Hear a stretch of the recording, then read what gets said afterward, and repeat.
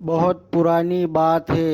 एक गांव में प्रकाश नाम का एक लड़का रहता था। वह लड़का बहुत गरीब था। वह लड़का पेंटिंग का काम करता था और अपने घर का गुजारा चलाता था। वह लड़का काम बहुत ईमानदारी से करता था। वो चाहता था कि मुझे कोई बड़ा काम मिल जाए और वह अपने घर में पैसों की बचत कर ले। एक दिन की बात है। एक गांव के जमींदार को अपनी नाव पुतवाना थी। जमींदार ने प्रकाश को बुलाया। जब प्रकाश जमींदार से मिलने को गया तो जमींदार ने कहा कि मेरी नाव को पेंटिंग कर दो। अच्छा काम करोगे तो तुम्हें अच्छा पैसा दूंगा। प्रकाश ने कहा, जी मालिक, मैं आज ही से काम शुरू कर देता हूँ। मैं बाजार जाके सामान ले आता हूँ। जब प्रकाश नाव में पेंटिंग करता है तो उसे नाव में एक छेद दिखाई देता है। वह उस नाव का छेद भी बंद कर देता है और नाव को अच्छे से पेंटिंग कर देता है। प्रकाश नाव में अच्छी तरह से पेंटिंग कर देता है और जमींदार के पास जाता है, मैंने आपकी नाव पेंटिंग कर दी है।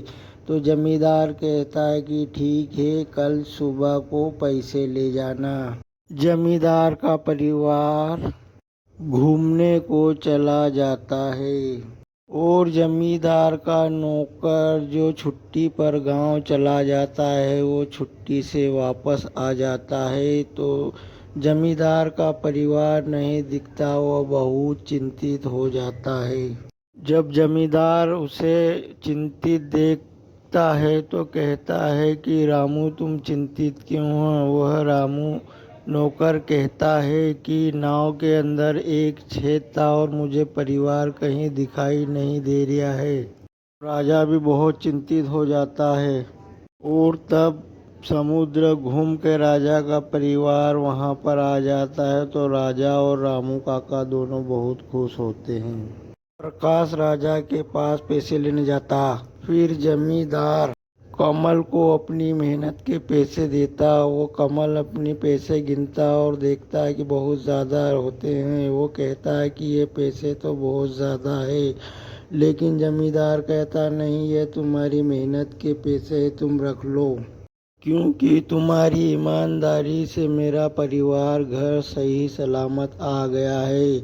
क्योंकि नाव के अंदर छेद था और मुझे पता नहीं था और वो छेद तुमने अपनी ईमानदारी से बंद कर दिया, तो मेरा परिवार सही सलामत घर वापस आ गया है। तो तुम ये पैसे रख लो। तो आपको इस कहानी से क्या शिक्षा मिलती है? अगर हमारी कहानी आपको पसंद आई हो तो कमेंट बॉक्स में अपनी राय का इज़हार